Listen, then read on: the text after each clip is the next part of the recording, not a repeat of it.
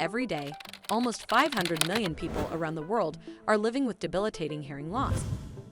To support your clinical staff in conducting the best possible hearing evaluations and provision of improved clinical care, we have integrated automated quality nudging with call-outs as part of our clinical software.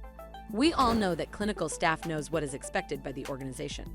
It can, however, be difficult to ensure that these standards are consistently met, particularly when there is newly qualified staff in training. Using nudging increases both the accuracy and quality of the clinical examinations by minimizing the mistakes made during the assessment phase. It also allows the clinician to spend their time with the client more efficiently by addressing the common areas of time wastage. During a hearing test, you'll as a hearing clinician see nudging as in warnings such as frequency missing, interoctave missing, masking missing, stimuli missing, and consistency issue. These real-time audiometric quality measures and highlighted nudging help the clinician track audiometric quality, act immediately, and ultimately ensure a good quality starting point for the hearing intervention to be provided.